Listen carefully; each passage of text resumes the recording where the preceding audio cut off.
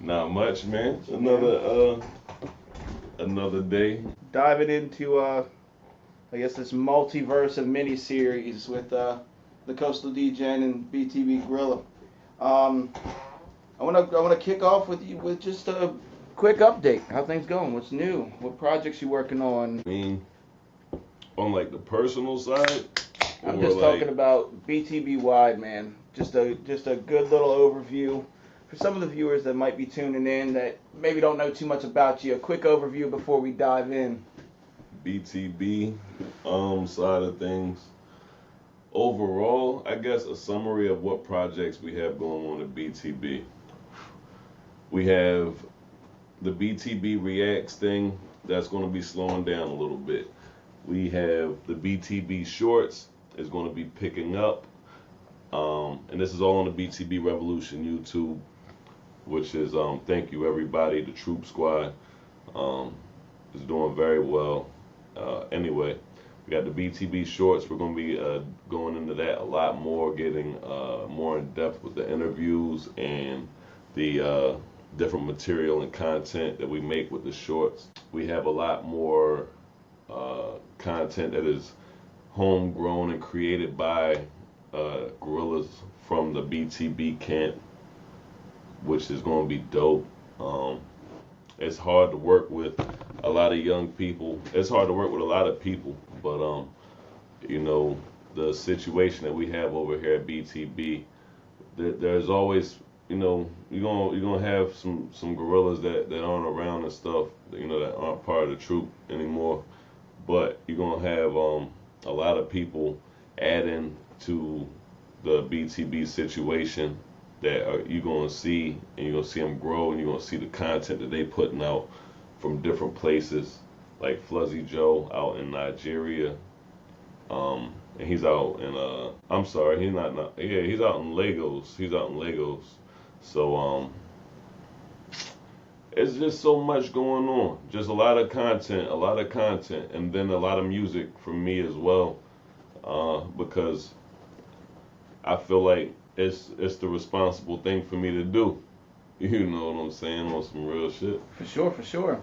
I just wanted to give a quick overview on that, but I want to dive deep into something that maybe a little bit before the BTB, but still massive part of it. Okay. You know, what does the principality mean to you? I don't think I've been asked that one in a long time. Unless it was Diving way back here. The principality. I forget what movie I heard it in, but somebody in one of the movies I was watching when I was a kid, he was like, "It's the principality. It's the principality of things." And that really stuck with me. And of course, I was smart enough, at the point where I understood that he was saying principality, but the way that he enunciated it was what stuck to me, and that made me always be a person, as a young person, that had like an older mentality of talking to people about my principles and having principles and stuff. So when I was a young hopper out here and stuff, that's where the name principality came from. Got you. Is there still any of the influence that you had, coursing through at that time that still sticks with you with where you're at now? From when I was a young boy? Yeah. Of course. Any of the same influences? Any of the same drive? Has it developed any? Of course, some of the same influences. I mean, whether it be artistically or as a man or as a businessman, all of those things, I can't say they consistently influence me, because some of those things, no, I don't think about or whatever. Some of those things influence me on a a subconscious level where I'm not thinking about it, but that's what the influence is. You know what I mean? As far as in the things that I can think about from me being a young boy that influenced me now, is still being broke and stuff. Those are things where you just don't forget those moments. You know what I'm saying? Like, whether it's on a great day, I remember being broke. On I don't really have bad days per se, but How's that mentality come about? I mean, in a world where this might strand a little off topic, but in a world where a majority of what you see, what you hear is bad, how do you get to where you are with saying that's a powerful statement when you think of it. I don't have bad days. That's a really grown statement. How did that evolve? How did it start? Have you always been like that? You just prison. Nah, a lot of different things.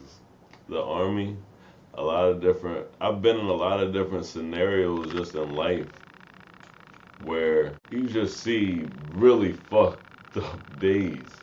I mean, I hate to say it like that, but yeah, you just see really bad days. You see people going through situations or in situations, whereas though, realistically, who am I to complain? This thing that we live called life, for the consciousness of it, whether or not you get reincarnated or not, for the conscious part of it, you only live once. You know what I'm saying? As far as what we'll recognize. So I don't have time for that. I don't have time for bad days because bad days don't exist in a life that is just that. An enigma. It could be over before you leave the womb, or it could last until you as old as the stories and stuff they tell about back in the day. So no bad days. You hear. yeah, definitely. You know. Um, so what's a project you're working on, man? I know we've seen a couple drops here recently. What's all that leading up to? Is that going to be a master project? We just leaking certain songs, certain hits? Nah, right now I'm dropping a lot of singles. Is this just the I'm things dropping like a lot of singles right now. To keep it short, I'm dropping a lot of singles. I'm dropping singles like they dropping bombs out there right now. Like that's how them singles. so is with coming out. with that, that's something I've seen other artists do as well. Is that something that just happens when you're in that studio mode? You're in there working, you're putting in the time, putting in the hours. Is that just something that Nah, it just happens normally to drop singles when you're working on a project? nah, I don't think so. I feel like, I mean, it can, I guess, but for me, it's about a strategy. Um, because like I don't focus on the music part. You know what I'm saying? Like I'm BTB Grilla, right? But I gotta be Johnny BTB majority of the time. I gotta be Johnny Bring the Bass majority of the time. I gotta run the BTB situation. I gotta take care of all the other content creators, the artists, all the It's a lot of business hats. stuff. It's a lot You of know what I'm hats. saying? So I feel like there's a time and a place for everything. You know what I'm saying? Like I'm not the young boy now, so I don't want to be the face of the music side of BTB. It just so happens that right now, like reality rap and like the type of lyricism and bars and experiences and stories that I'm telling now happen to just be relevant to what is streaming or starting to pick up streaming. Yeah, for sure. So that's why I'm dropping singles. I'm dropping singles because I feel something, and when I drop the single, I'm like, this is a great vibe for the time. You know what I'm saying? And I say for the time, whereas though like if I drop a single in July, that John good every July. You know what I'm saying? Like that's the vibe. So it's not the song of the summer mentality. Right, it's the song of every summer, every time the even if it wasn't summer, if it was that type of day in winter, it's a feeling. You know what I mean? You making moments. Yeah, yeah, for sure, for sure. I feel like when people listen to rap music now, it has such a bad stigma to it. That reigns true. The energy bad. It's bad juju, and you know what I'm saying. And the essence of like For sure. a lot of it I like to listen to, but then after you can't do but so much sliding, and you can't do but so much of this heavy nonsense where it's like it loses the story, it loses the point, you know. And this hip hop stuff is really influential, so that's why I'm taking this time right now to yeah to give the world what I feel like is the voice that it doesn't have right now. I got you. You know what I'm saying? Yeah. With that being said, man, walk us through a day. What's a day in the life look like? Lord. I mean, right now, in the summertime, like, the average day is I wake up at like 5:30, 6 o'clock. AM or PM? AM. Yeah, I wake up 5:30, 6 o'clock AM Eastern time. And then I just start moving. I take care of my hygiene real quick, like get together, and if I gotta head out to do like car rentals and stuff, I be using the Toro app and doing the car sharing and stuff. Mm-hmm. So I be renting out the wheels and stuff. So I be doing that either early in the morning around that time or late at night. If that's not on the table, then I'm gonna go and I'm gonna take care of some of the property management stuff and like, you know what I mean, the Airbnbs and stuff, you know. And then it's gonna be BTB stuff and music, entertainment, content. Not even looking for, honestly, because it's so much content out here. It's easy to find content. Once I come and lock into the BTB thing, like I said, it's more of the feeling. It's more of taking what everybody is into, right? Presenting it in a way that causes a different conversation and like that a thought process that you might not have caught when you was watching it the first time, or that you've seen it all in its entirety or on another channel or something like that. Okay. You know what I mean? When it comes to the content that we get from other channels. A lot, bro. It'd be a lot. Yeah. It'd be a lot. I got to smoke. I got kids. I got, you know what I'm saying? I got a lot to do every day. You know what I'm saying? Just like every other person. You feel me? Doesn't stop? Yeah, it shouldn't. I don't feel like it stopped for most people. I just feel like most people spend most of their time bullshitting. You know what I'm saying? So, I will say that I feel like a lot of the times you find ourselves in a world where there's a lot of conversations, you don't see a lot of action. Not even just that. It's just people don't even be conversating. People be on this joint. What's going on? They just scroll. So that's what they be doing. You know what I'm saying? People fingers strong as a motherfucker. Like if thumb wrestling was still a thing. You know what I'm saying? Like, you remember, like, I don't know if you remember, but, you know what I'm saying? There was a time when there was this thing called thumb wrestling.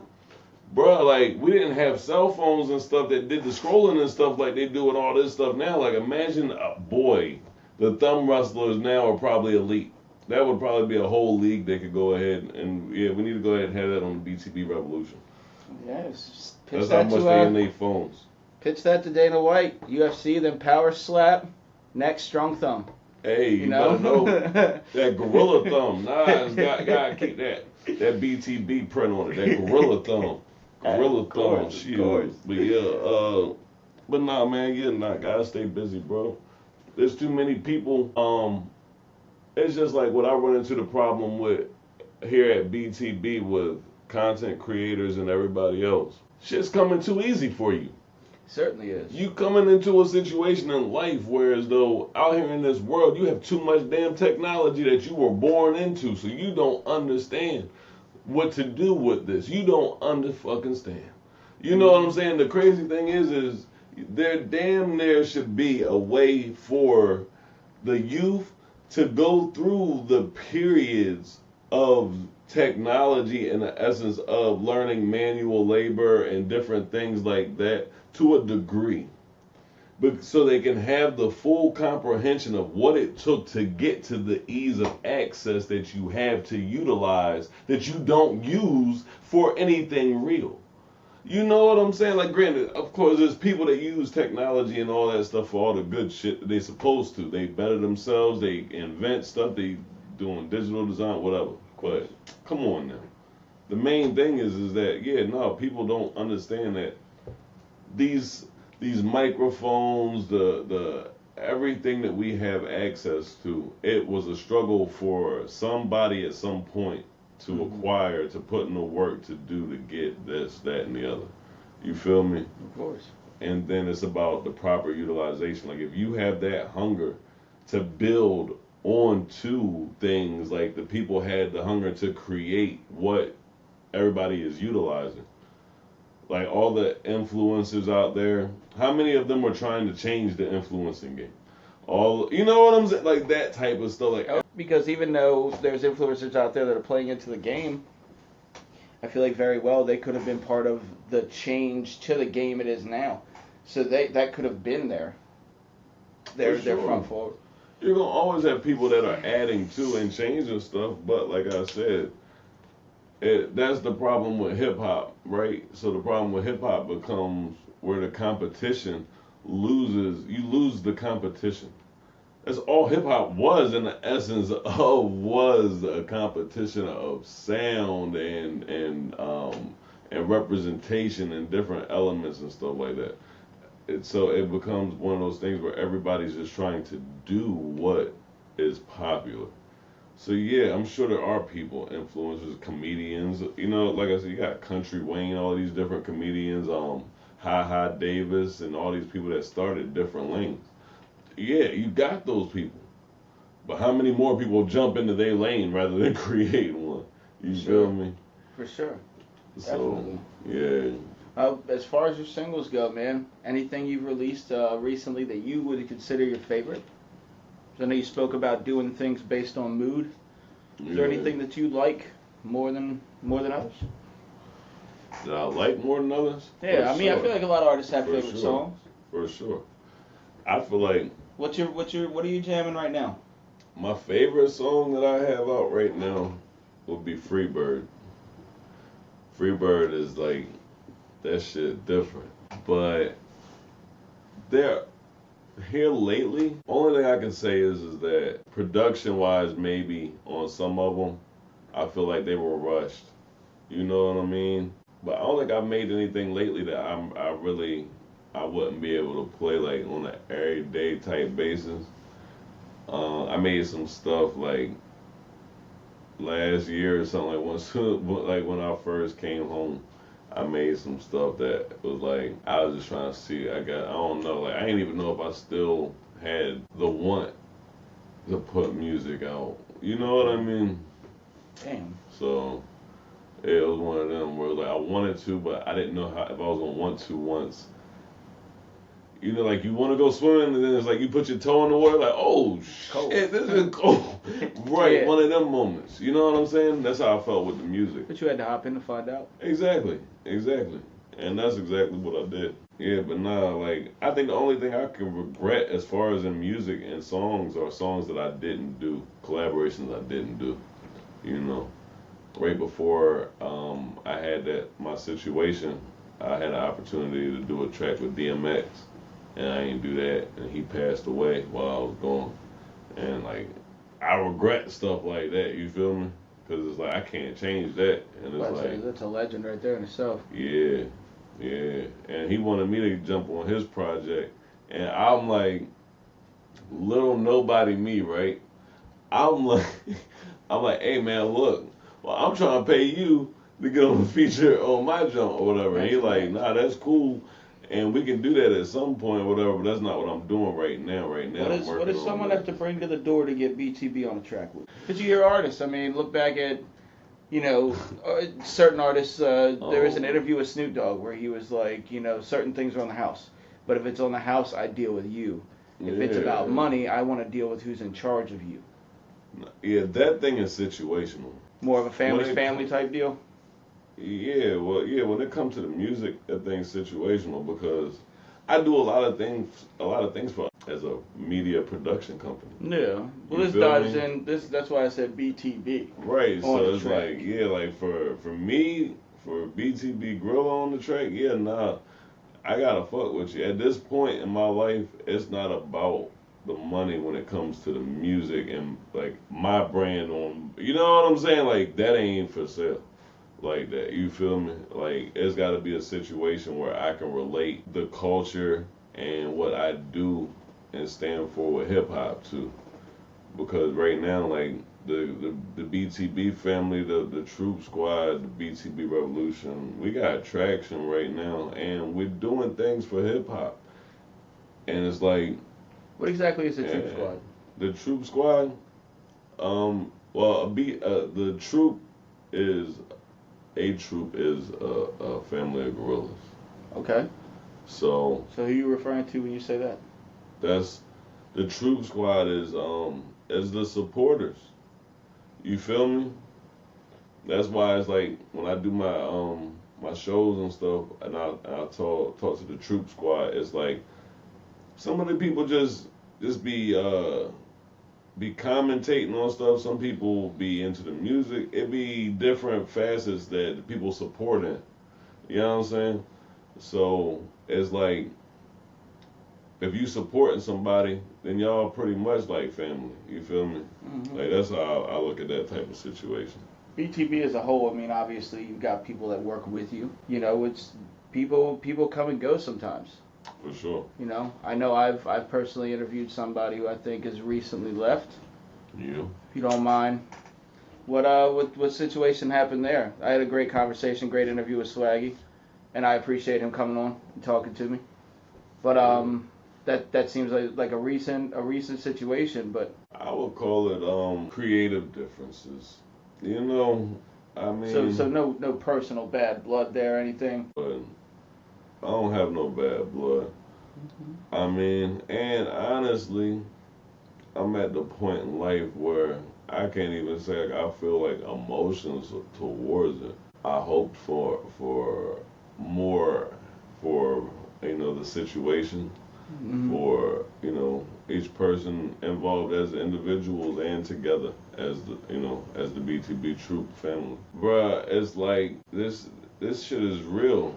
You feel me? I'm not in the streets anymore. I'm not doing a lot of the things that I used to do as a young man anymore.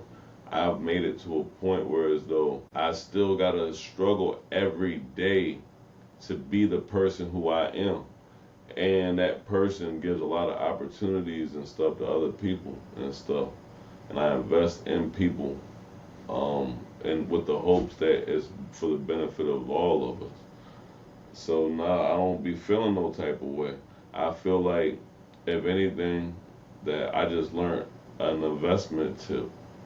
No matter what happened, whether it was a gain, loss, a break even. Does that come? Does that come with wearing that captain's hat of running the ship? Does that level of when things happen they happen? Does that come with being the person that has to lead that front company wide? I don't know, because I can't say that everybody handle things like that. All thing I can say is that I've tried to be the leader that is everybody is 100% equal and this and go team and all that other nonsense, just because I didn't want nobody to never feel less or anything else. And then I try providing ownership and different things like this in different ways. It's like at the end of the day, I've learned that to look for ambition, to look for the fire and the want, the shit that makes me wake up every day and go until I can't go. Because those are the people that when you provide them the resources and the opportunity, they might show you up. At the end of the day, you might get your feelings hurt. You know what I'm saying? If you ain't built right, when you give the right people the right opportunity. That's what I'm looking for.